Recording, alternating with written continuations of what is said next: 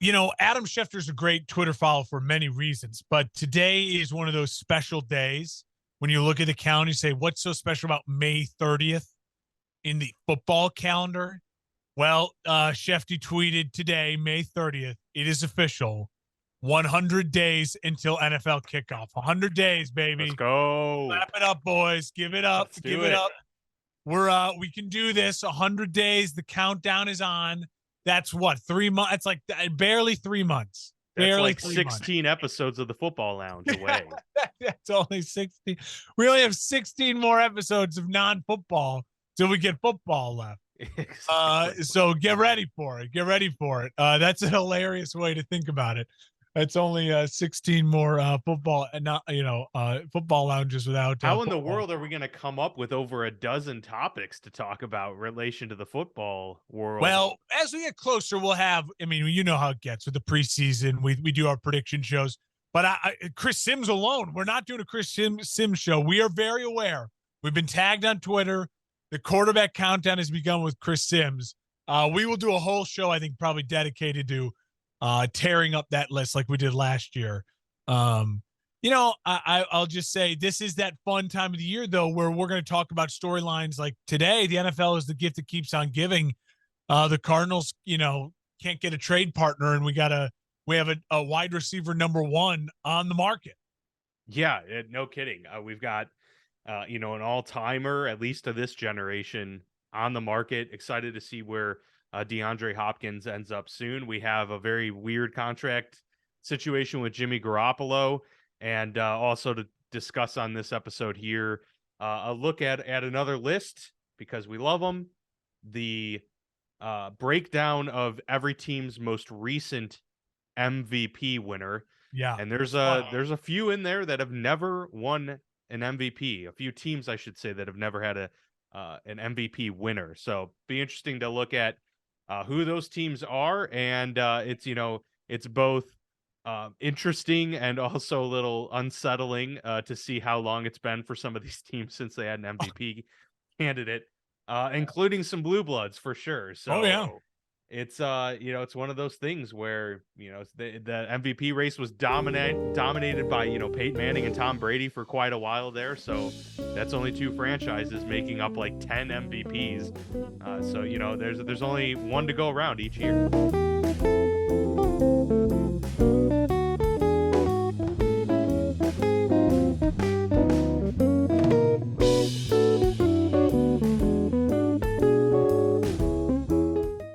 That's a fun one too, because we'll talk about it more when we get there. But you just in your head, you think MVPs equals championships, and it's just so not true. You start to see who was the MVP those years, and you're like, oh, well, they didn't win anything that year. Like they accomplished very little.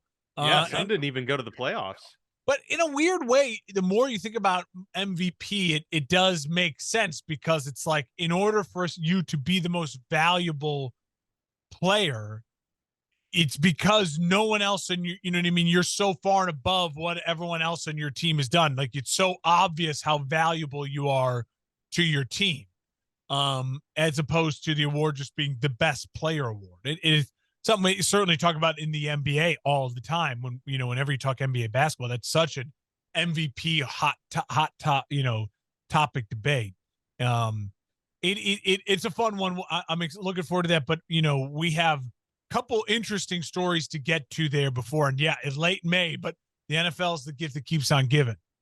It is for sure. And, it is Memorial Day week. We had Memorial Day yesterday. So hope everyone enjoyed the long weekend. Yeah. But, obviously want to give a shout out to all those who made the ultimate sacrifice for us. So absolutely a day to honor all of those veterans that made that sacrifice. And, we appreciate you all. So just wanted to get that out there this week. And Mark's got his tan from yesterday out by the pool. Poolside all day yesterday.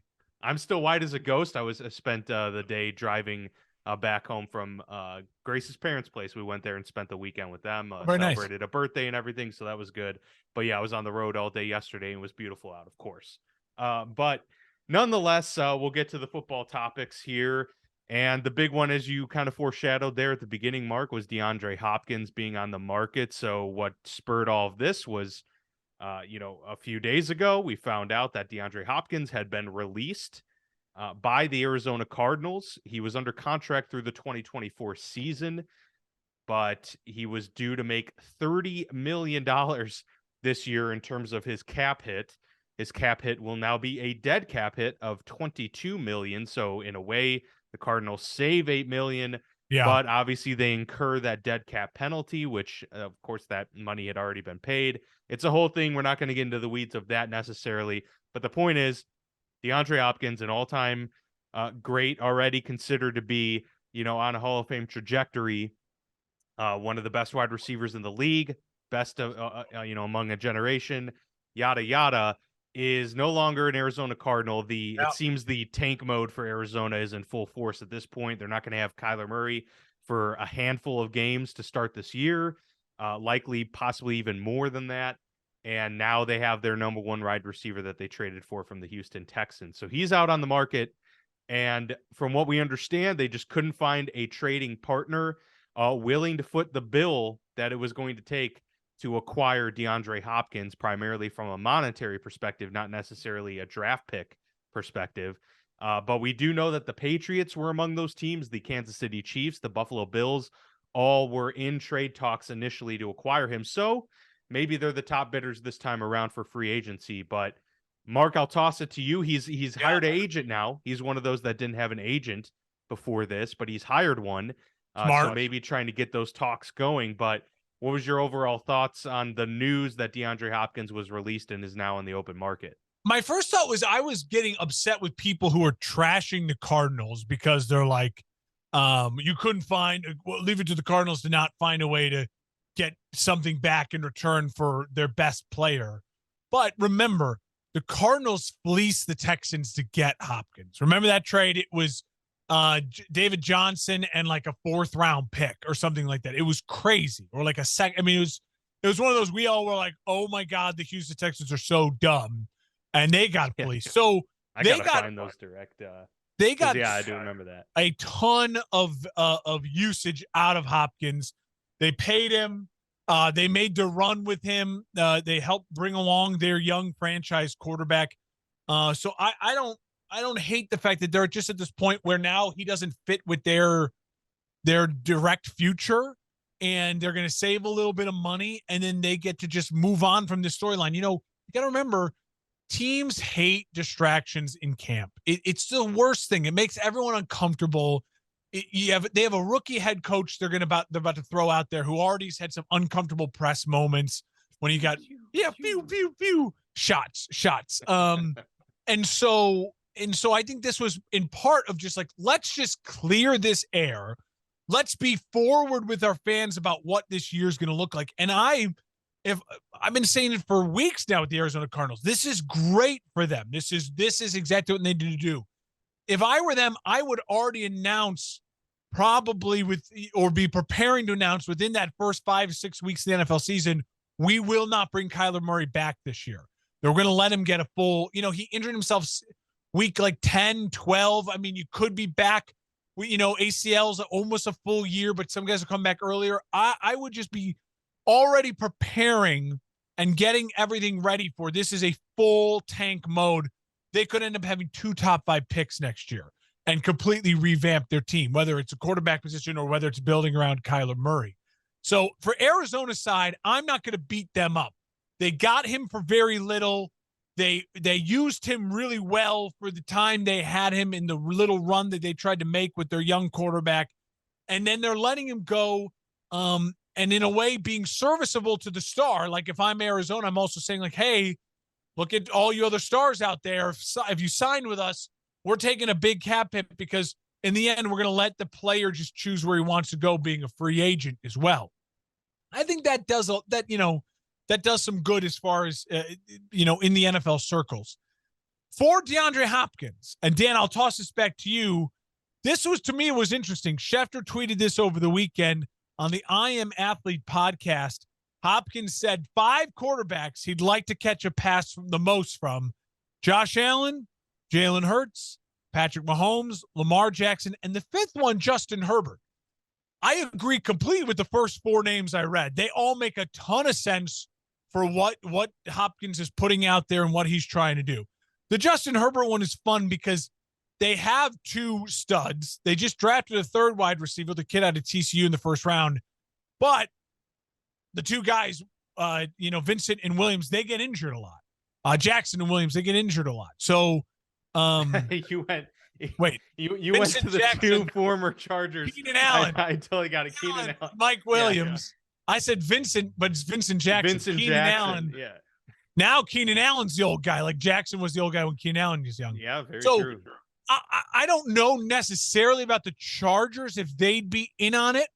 But Dan, I'll give you those teams. I'll let you react. I have at least 4 or 5 other teams that I would consider, but I'll toss it back to you because I just think there are, to me, if I was now DeAndre Hopkins' agent, I think there's some other really solid landing spots for him too. Yeah. No, there are a lot of solid landing spots, I would imagine, for DeAndre Hopkins. It's kind of a catch-22 because I do feel that he is in a good spot to choose where he goes, but at the same time, I'm not sure what the market is for him. I mean, he's 30 years old, he costs a lot, and there's just been an influx of great talent at the wide receiver position over the last 5 to 10 years. So there's a lot of young wide receivers in the league right now, and a lot of the really, really good teams that he would want to go to are pretty loaded with wide receivers for the most part. I mean, you mentioned all those quarterbacks you mentioned outside of Kansas City, and maybe you could argue Buffalo, which obviously would be two great landing spots. But the others are really rich with wide receivers. So it's going to be a situation of, if he doesn't land with Kansas City or Buffalo, where does he fit? And are those teams willing to pony up for him? You just said something interesting that I just want to pause for a second. You just said something interesting that maybe I'm just not aware of the numbers.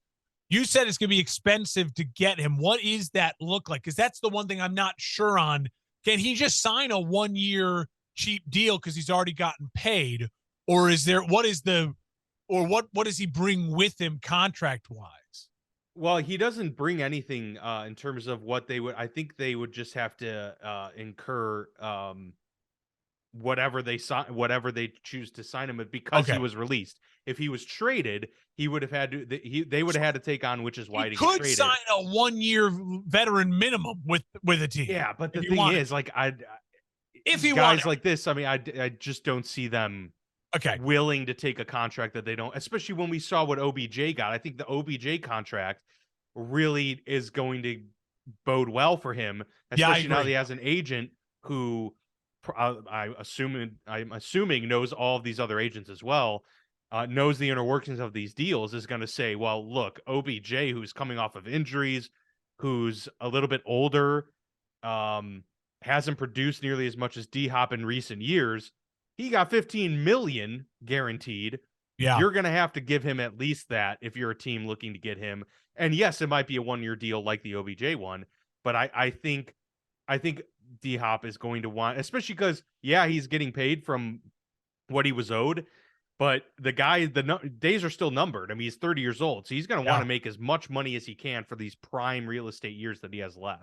So, like, that to me is very interesting because if he can, if he decides I can sign anywhere for any amount of money and keep it cheap, it really is a fascinating conversation then, because does he look at like what Juju Smith-Schuster just did? Like, Juju just got a 3-year, $30 million deal from New England because he took a prove it 1-year deal with Kansas City. Like, if I'm D-Hop, do I believe in my body? Remember, he missed some time because of the PED thing. Does he feel like he's healthy enough? He didn't really play at the end of the season because once Kyler was done, the season was done. He basically made a business decision. Maybe he's saying, listen, I can do a 1-year prove-it deal because I think I can go out there and put up monster numbers with a star quarterback. If he goes to one of the guys he listed, Josh Allen, he wouldn't be the number one. Diggs is the number one, so he'd be putting up huge numbers in that offense. He goes to Kansas City. Obviously, we know he'd put up huge numbers with Mahomes, with Kelsey being the number one. If he goes to Philadelphia and takes a cheap deal, He wouldn't be the number one. AJ Brown is, and he'd put up with Devontae Smith. I mean, that would be insane numbers he could maybe put up Oh yeah. in that offense. If he goes to Baltimore, I think he is the number one with OBJ, but they both kind of recognize each other's games, very similar with Lamar.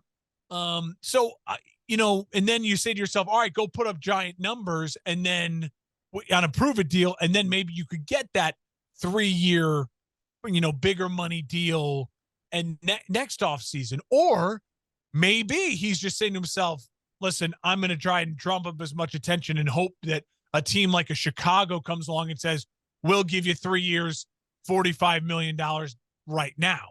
Right.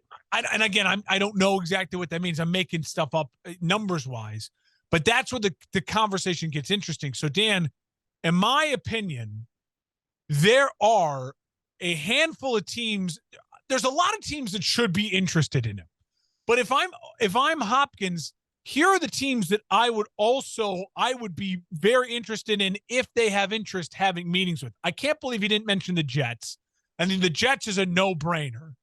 That Aaron Rodgers, him, New York media, they're spending money. They're accommodating Aaron right now, left and right. If Aaron says, walks into his GM's office and says, call DeAndre Hopkins, if I'm Hopkins, I would have already started that media firestorm. I'm surprised he hasn't. I think if I'm Hopkins, there are the whole NFC North, could argue, should call Hopkins. But if I was Hopkins, I would be very serious in considering Detroit and Minnesota. And I hate to say it as a Bears fan, but he makes so much sense in those two places. St. Brown and Justin Jefferson, the two ones that each of those teams have, he's a different receiver than both those guys. He'd be a great complement to both those guys. And he'd be going to quarterbacks who love to throw the football and are accurate, high point throwing the football where he can just go up and get it like he always does. I think those and both teams are right now predicted to be really competing. If I was Chicago and Green Bay, I'd also call. I don't know how interested I'd be if I was Hopkins in those two destinations with, you could argue, more unproven quarterback situations. And then I think there's at least one or two other teams. I mean, I think Dallas makes sense, like getting him another weapon with CeeDee Lamb. I mean, we saw what Dak was with Amari, but to me, there's two other teams that make a ton of sense. One of them's Houston. Like, go back home.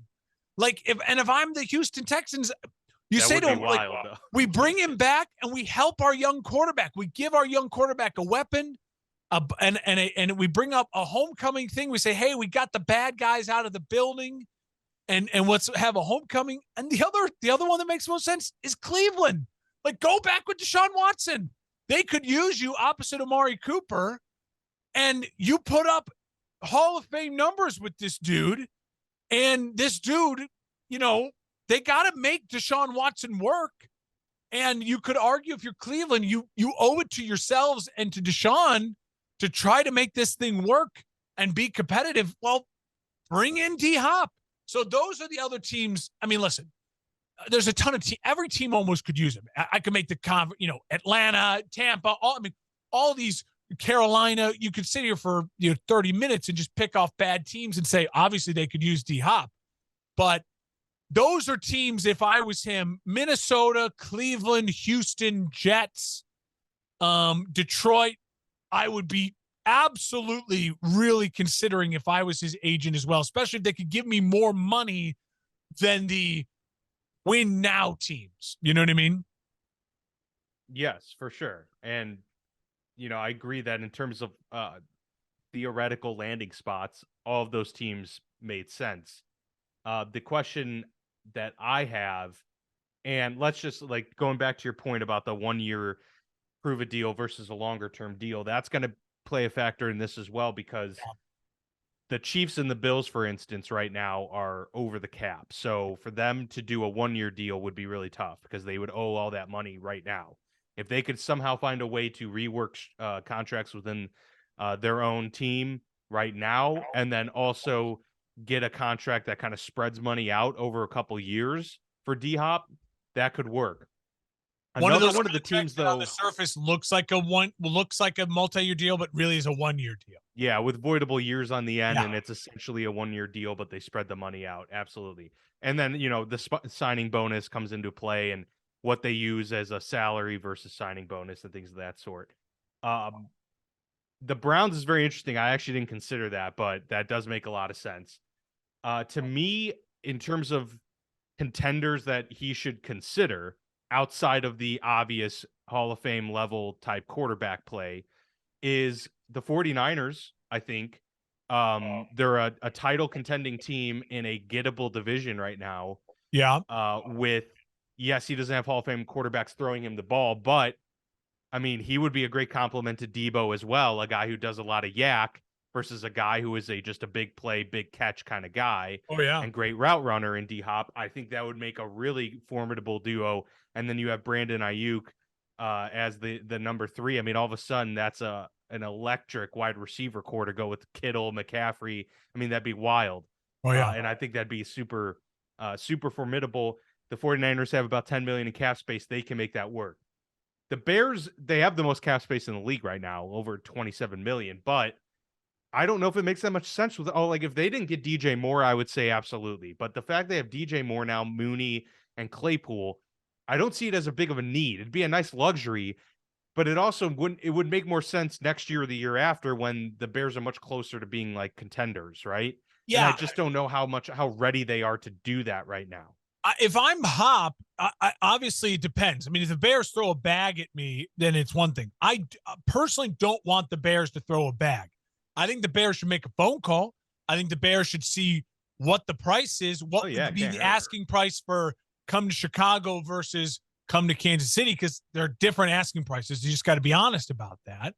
And you're right. It would be awesome. It'd be a luxury. I would support it as a fan, depending on how much money, because to me, it shows the organization is just committed to putting talent around your quarterback. And that's, in the end, in a lot of ways, what you have to do in the modern NFL.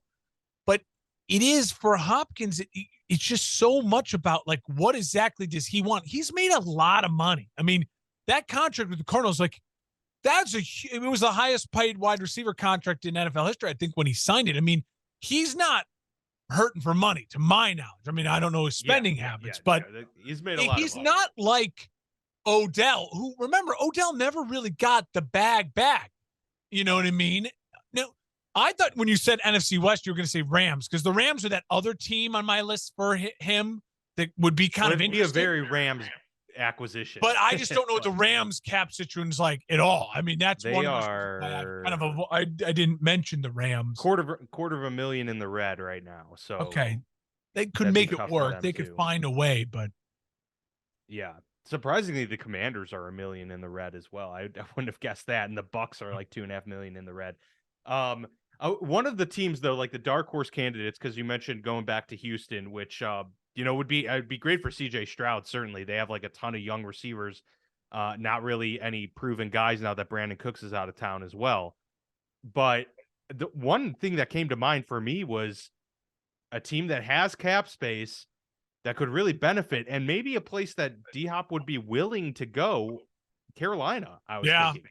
I mean, they lose DJ Moore. They don't really have a true number one. I mean, Adam Thielen now is going to be the guy. Yeah. D-Hop would be a great guy to have for Bryce Young for a year or two to really help him kind of get initiated into the NFL. And if you're D-Hop, I would imagine that you'd be comfortable going to an offensive head coach, a guy that has kind of proven that. The Colts are another team, but Michael Pittman is a very similar kind of type of receiver to D-Hop. So I don't think they would necessarily complement each other very well, although you can't have too many good wide receivers no matter how similar wide receivers they are. But I see it much more realistic of the young quarterback teams for it being a Panthers or maybe even a Titans as compared to the Texans or the Colts. Yeah. So, and that's, again, like I said, if you start going down the list, you can make a case for every team. Like, the Giants, well, they could really use him. The Commanders, they could really use him. You know what I mean? Like, sure. He's that type of player. He's that good. So much of it, depending on where he signs, the only reason I'll be surprised is what contract he signs with which team. If he signs a 1-year prove-it deal with a team that's not a contender, I would be pretty stunned. I'd be like, what? I'd be stunned by the market. I'd be stunned by unless it was decision. like 20 million or something. Yeah. Unless it was unless the money's like, okay, oh, well, I get it. All right. But I mean, I think to flip it on this side, what are the 3 teams I'd like to see him most on, just for the storylines, for the fun? Number 1 would be Buffalo, because I think Buffalo getting that, they drafted the tight end. You have Diggs, and adding Hopkins would just give you, Diggs is still the burner, take the top off the defense, but Hopkins would finally be the guy that's just the sure-handed 3rd and 5. Find Hopkins on a slant and he'll get you 5 yards, and he's got the best mitts in the league for Josh Allen. So, like, I think that to me is my most exciting, because right now I feel that the Bills are still a step below the Bengals and a step and a half below the Chiefs. So adding Hopkins, I think, puts them on pace, at least with the Bengals. And then you say those 3 teams, again, are playing in their own league in the AFC, and it feels really exciting. The second team I'd like to see him on the most would probably be Houston, just because I think that'd be a really fun storyline. And I think CJ Stroud has a chance to really succeed in the AFC South. And I'd like to just see them. There's a good vibe of momentum going with Houston, right? With DeMeco Ryans, with Stroud. It feels like they've cleaned out all the bad stuff from the organization. And I think that would be a fun turnaround for them, especially with the fact that you want CJ Stroud to work. And I think he would be such a luxury for them to have. I think the third team that I'd like to see him on the most would be the Baltimore Ravens, because conversely, Baltimore feels a full step below Cincy, a half step below, Buffalo, and 2 steps below Kansas City. So all of a sudden, if they had D-Hop with OBJ and they drafted Zay Flowers, now it's like there's no more excuses for Lamar Jackson. He went from having a bare cupboard to a loaded cupboard, and you absolutely would have to put Baltimore, maybe even ahead of Buffalo, in that like group of 3. If you're trying to find the 3 teams in the AFC, that could just be such a fascinating story. So those to me would be the 3 I'd like to see him on the most. If he ends up in Kansas City, it wouldn't shock me. I'd be a little like, dang. Like, I mean, the Chiefs are already the favorites. It'd be a little bit of a bummer. I see the Baltimore one. I'd really like to see him in Jacksonville as well, because I think with I'm surprised he didn't Calvin Ridley. Yeah. I mean, Calvin Ridley, Christian Kirk, and D-Hop would be sick. They're all pretty like different. I think that would just be like a really good mixture, and you could really do a lot of different things with those guys. That'd be very, very intriguing. And if you're D-Hop, why would you not want to be catching passes from Trevor Lawrence? Yeah. The only in an easier division too. Yeah. The thing I would say, and we can move on from this, would just be there are a few teams. If people are saying, why are you guys spending so much time on this? Why does it matter? I truly believe there are a few teams in the NFL. Like if he signs with the Bills, I'm picking the Bills to win the AFC, probably at AFC East anyways. If he signs with the Bills, it doesn't change that. You know what I mean? I'm picking the Chiefs to win the AFC West. If he signs with the Chiefs, it doesn't really change that. I think if he signs with the Chiefs, would you pick them to win the Super Bowl? Like, would you be that confident? I mean, at this point, I feel like I'm already feeling. I'm going back to what Mark said the day after the Super Bowl: is always pick the Chiefs until they don't win it. Like, just don't be dumb. So I'm trying to get back into that mindset. But I would argue there are a couple teams out there where I feel like, if he signs with them, they go from, to me, not winning their division to maybe winning their division. That would be Baltimore. I think that would be Minnesota or Detroit. Like Minnesota, Detroit, Green Bay, Chicago, I feel like it's all a coin flip. If he signs with Chicago or Green Bay, I think it helps them. I don't know if it would be automatic they're winning their division. If he signs with Detroit or Minnesota, I feel like, boom, they're winning the division. If he signs with a Rams or with the Niners, it feels like automatic winning their division, in a division where I'm a little confused because of Seattle, you get 3 good teams. And conversely, I might argue if he signs with Carolina, are they not the favorites to win their division? You know what I mean? Right. Yeah. So it's a weird, to me, it's a worthwhile spending and keeping our eye on. It's a big offseason storyline right now because it's a dead time in the NFL, but also because he's the type of player that I think in the right spot could take a non-playoff team and make them a playoff team, and take a playoff team and make them a division winning playoff team. And that, as we know, changes so much in the current NFL, where you only have one bye in each conference. And it seems is that has become one of the most, if not the most important thing since the rule change happened.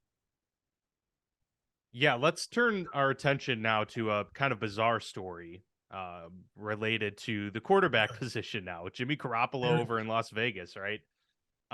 So the way how this goes is, over the weekend, it was reported by Pro Football Talk and Mike Florio over there that Jimmy Garoppolo's contract included a clause in it that was not reported on at all. And I think they were maybe perhaps trying to hide this for as long as possible. And apparently, I don't remember when this happened, but Jimmy Garoppolo's introductory press conference was delayed on the day of, due to circumstances that apparently were told to the reporters there. Nothing to see here. It's not a big deal. We're just not doing the press conference today. Come at a later date, blah, blah, blah. And they ended up doing that. Well, now we find out why that press conference was delayed. And that was because Jimmy Garoppolo did not pass his physical. And therefore, the teams needed to restructure the contract that was previously agreed to and figure out a way to get a contract done that kind of saves them in some ways. And so how this goes, I am by no means a contract expert, and definitely not remotely on this familiar. Show, you're the more qualified one for the contract talk. I've read up on some of this, and this is all lounge. Yes, right. You're the guy, the lounge lawyer. You're the guy drinking with a glass that has ice in it. I'm the guy drinking out of a funnel. So we're in the lounge. It's it makes more sense to try to have you explain. For sure. Yeah, I will do my best based on my understanding and my reading of what Florio reports. Florio, by the way, is a former lawyer, so he knows all the speak. He loves this. But basically what happened was there was an addendum put into the contract surrounding Jimmy G's foot injury from 2022 last season that obviously took him out, paved the way for Mr. Irrelevant Brock Purdy to come and make waves, and thus his release, or was it a trade? It was a trade, right?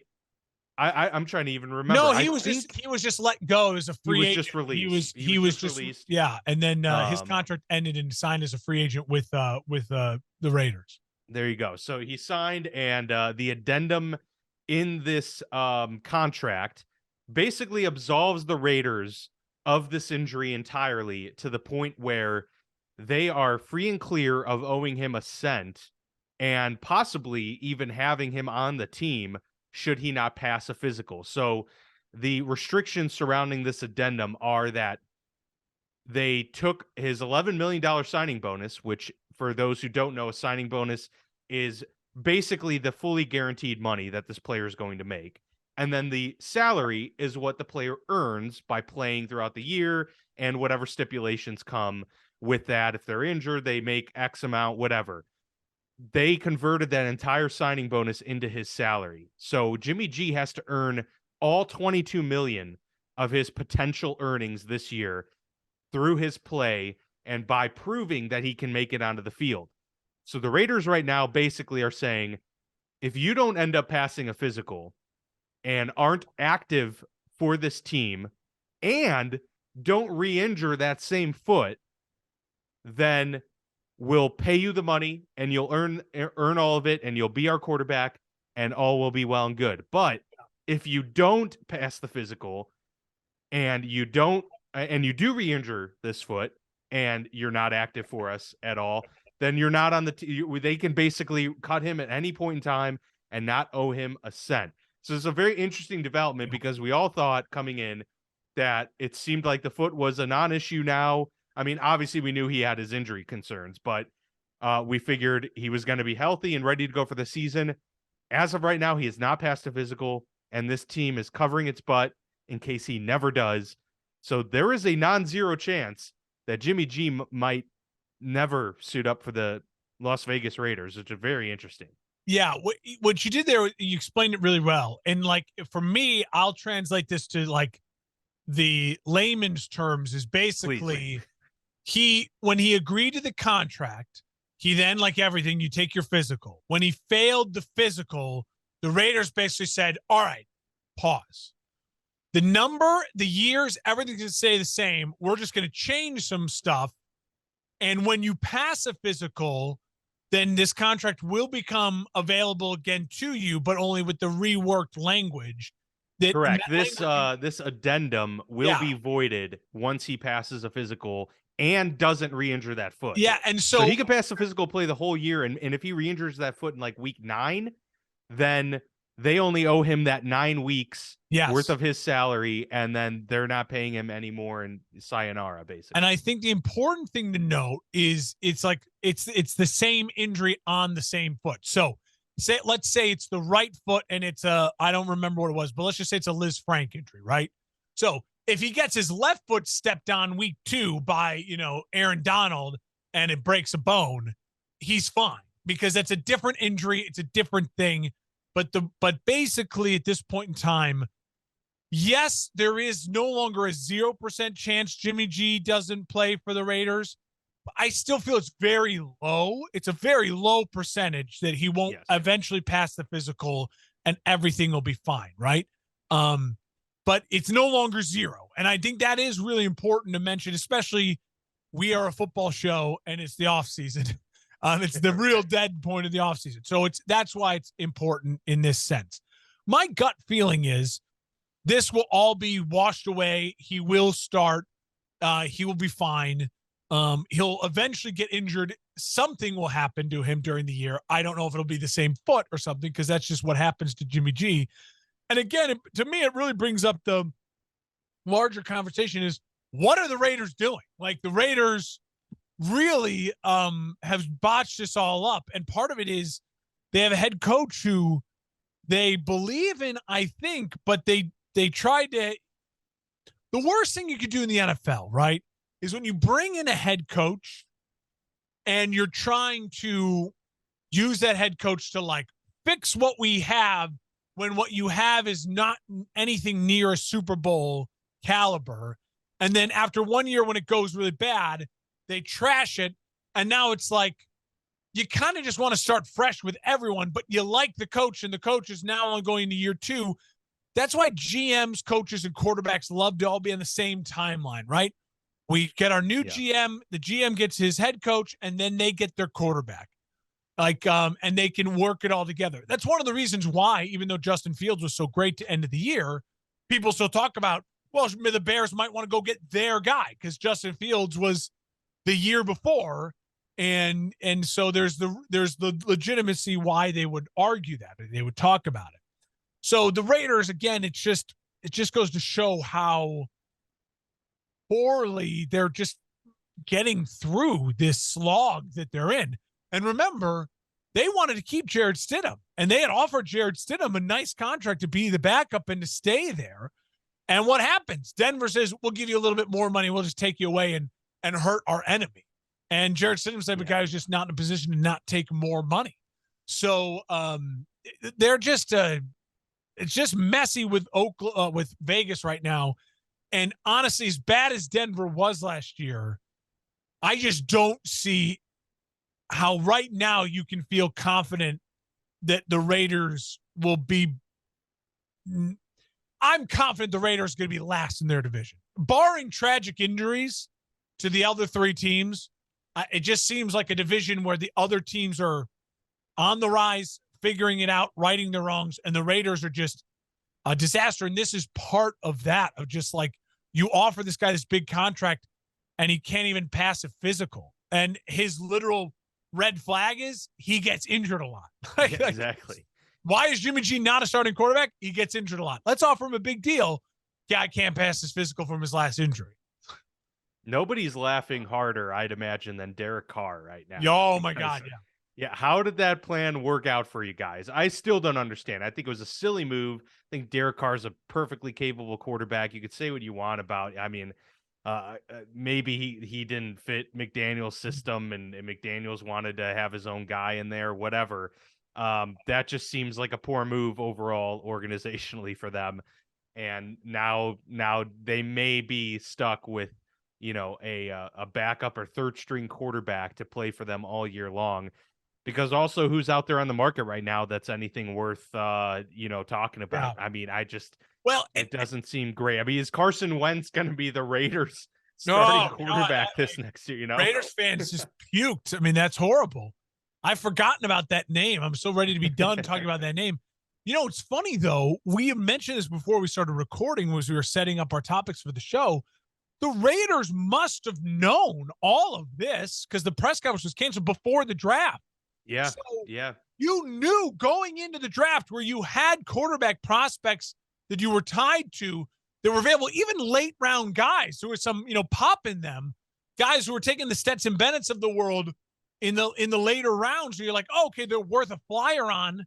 They didn't do any of that. I mean, they didn't make the move for Hendon Hooker. They didn't get aggressive for Will Levis. They did none of that. They didn't even take one of the good late round guys. You thought, okay, they got maybe some pop to them, and they're just going into this year with a quarterback right now who technically isn't even under contract because he's not passing a physical. That is a brutal spot to be in if you're a Raiders fan.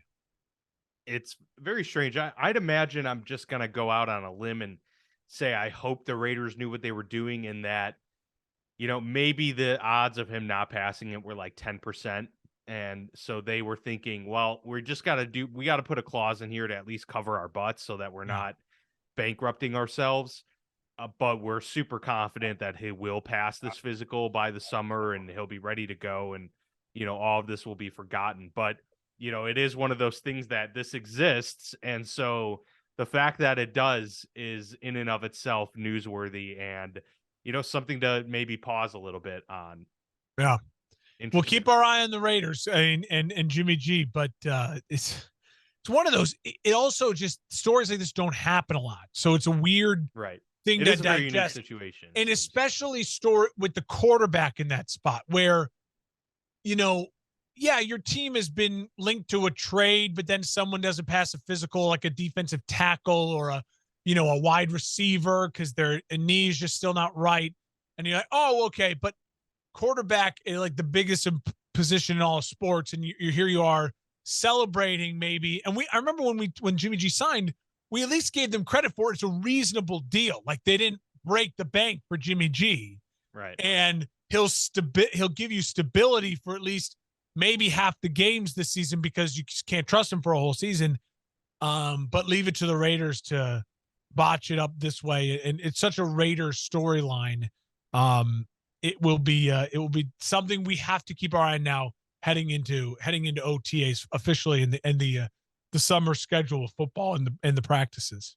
I'd put money on who's going to be the first to scold him. It's his former teammate and now current minority owner, Tom Brady. Yeah, right. Hey, Jimmy, what the heck, man? Well, this is why I didn't want you in New England. They got a quarterback in house. Exactly. They do. Get suit up at the ready. All right, before we end the show today, Mark, let's go over this list real quick of the every NFL team's last MVP. Pretty interesting stuff. I'll just go through. They have graphics like 8 at a time, so I'll just go through like the first 8 we'll discuss and move on. So the first one here, which is quite interesting, is the Indianapolis Colts, Peyton Manning in 2009, which isn't surprising. I thought that Andrew Luck did win one, but I guess he didn't. So there you go. It was close. I mean, I think he was a finalist for a couple of years. I mean, but Manning in 2009 makes sense. Rich Gannon back to the Raiders here, quarterback back in 2002.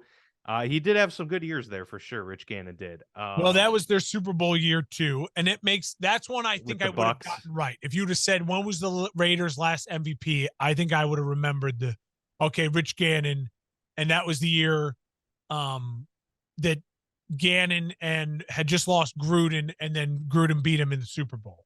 Yes, exactly. LT for the Chargers back in 06. We would have guessed that as well. That makes a heck of a lot of sense. The Rams got to go back to 2001 during that historic year for Kurt Warner and the greatest show on turf. So Yep.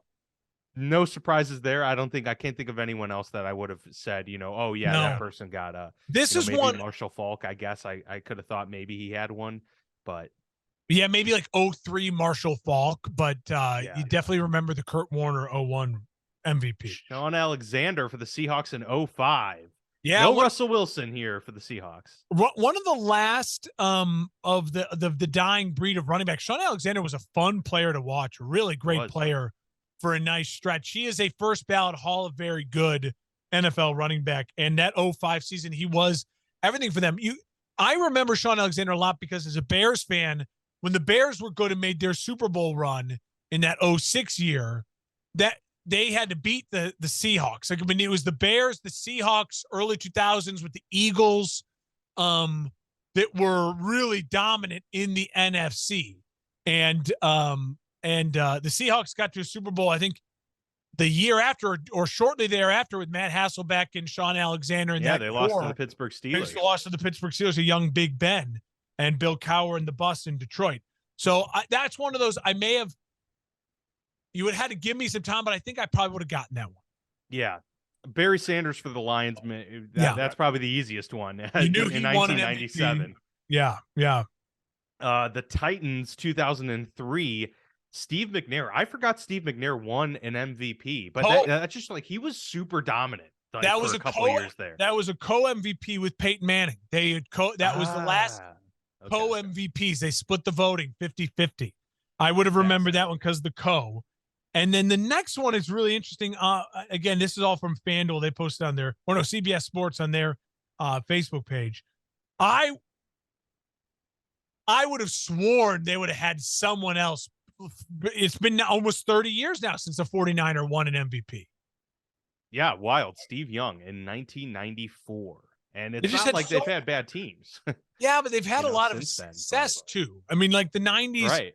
The 90s kept going for them. They didn't completely fall off the map. And then they had the Jim Harbaugh run. But I guess, no one was MVP worthy.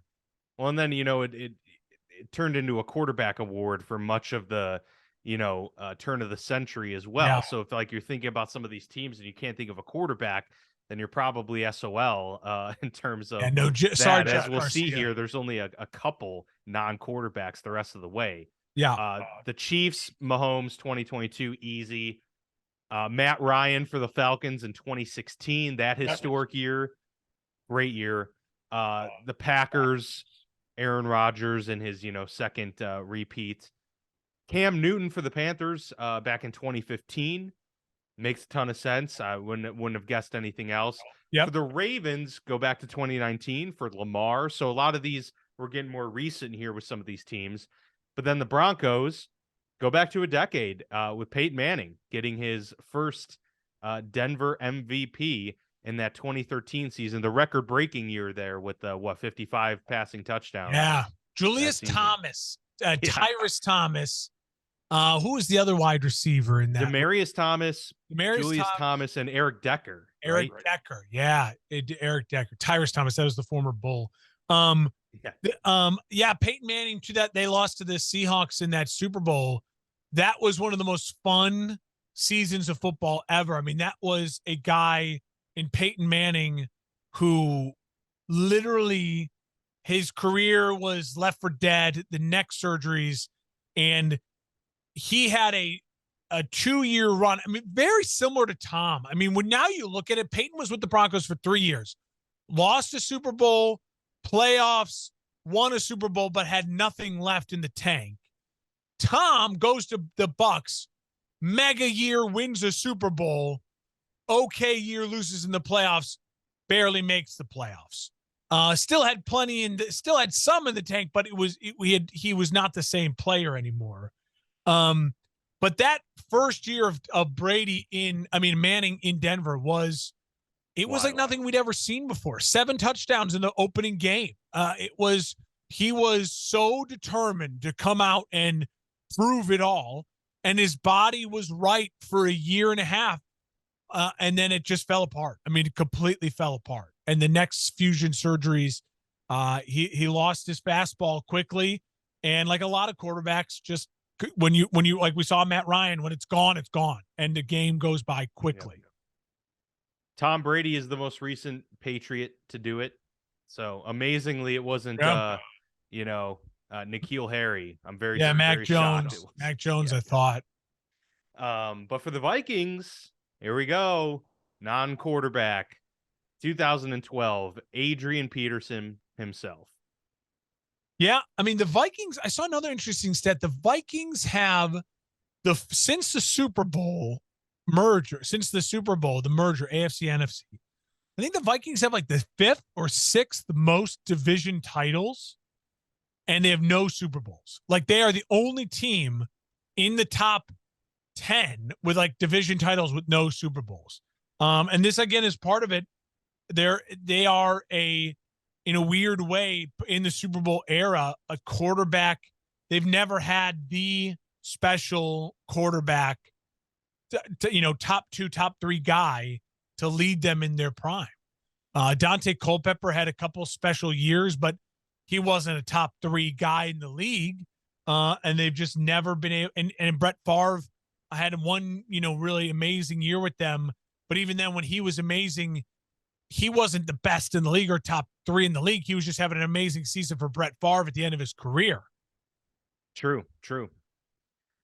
Moving on, Dallas Cowboys. I honestly wouldn't have guessed it was Emmitt Smith back in '93. I would have thought Troy Aikman won one. When it comes to NFL trivia, I think I'm pretty good at most things. MVP is kind of one of my blind spots, so that's probably, partially why there.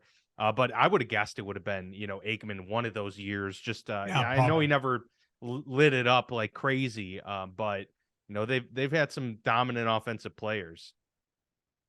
The Dolphins back in '84. It's been a while for them. Dan Marino. Yeah, long time Pretty for obvious. Miami. Yeah, but that's probably what I would have guessed. I don't think there was anyone I would have guessed in Miami. I would have said, well, it was Dan Marino last one to win an MVP. I don't know if it would have. Maybe I would have guessed late '80s that he snuck one in, but yeah, early '80s. I would have guessed Jim Kelly for the Buffalo Bills. I would have too. I thought he was an MVP type of player. And maybe pretty soon Josh Allen will be that. But right now it's back to 1991 for Thurman Thomas, who won MVP that year. The year of my birth. Great year. We go to Washington. Been a minute for them as well. Joe Theismann, which does make sense. I couldn't figure a dominant player for that franchise in forever, in terms of, they've had maybe some like offensive player of the year candidates and whatnot, but never one for the MVP. The Bengals go back to '88. Boomer Esiason. Boomer. Mr. Lefty over there. Yeah. Getting the MVP honors that one. It's interesting. There's the Bills and the Bengals again. That's like what we said with the GOAT in each franchise. It's one of those where it feels like, hey, Thurman Thomas and Boomer Esiason, hold on to it while you can. It feels like Josh Allen and Joe Burrow both poised to win an MVP at some point. Yeah, absolutely. It's going to happen for sure. It's a matter of when, not if, for those guys. No question. If we go to the Browns, I would have guessed Jim Brown. I would have just said Jim Brown, in 1963 or whatever. But no, it's Brian Sipe, who gets the nod there back in 1980. Yeah, got to give it up. I'm a huge Sipe head. Big Sipe head, absolutely. The only non-offensive player on this list. Yeah, I think that would have been the New York Giants. That would have been the clue. If you had told me there's a non-offensive player on the list, that's when I would have keyed into probably LT and then for the Giants. Yep. And back in that historic 1986 season for him. For the Steelers, had a lot of good players over the years, but no MVPs up until you got to go all the way back to 1978. So what is it? So far, they are the biggest drought, right? That we have said so far. Yes, so far. The furthest drought. I'll say this about the Steelers. They're one of those unique cases where, yeah, they've won championships in that time, but yeah, their core, they're a defensive franchise that at their core, even they have a Hall of Fame quarterback since then with Ben Roethlisberger, but he was never in that discussion because he at his peak was the peak of Manning, Brady, Rodgers, there were like 2 years there. I'd say he was like top in three. the discussion, top 3, for MVP. But yeah, it's hard to crack that list when you got that competition. I mean, you Brady, Manning, Rodgers, and Breeze all were at their peak the same time Big Ben was at his peak. Yeah. And Phillip Rivers was more of a stat head, carry the team because, and remember, MVP, to win MVP, you have to lift your team out of the dredges. And the Steelers are such a good organization that it's hard. It was so hard to ever say, well, Ben is the MVP. Ben was an incredibly great player with a great organization and great teammates around him. As weird as it sounds, I mean, I would almost say Antonio Brown had a better case over the years than Ben did to be the MVP, just for how dominant he was and clearly the best receiver in the league. And it's the same conversation we're about to have for the next team. Such a great organization. I mean, so well run, and they just win so much that when they win, it's just like it's such a team effort. You know what I mean? Yeah, I mean, it's like when every other year when they win a championship, you get that feeling of sweetness. And Walter Payton is the Bears' most recent MVP back in 1977. We're not last. You're not last, and the Steelers beat you by a year, so that's cool. I will say this about the Bears. I mean, again, it makes sense. The Bears and the Steelers, in a lot of ways, are very similar. The problem is the Steelers do a lot more winning than the Bears historically.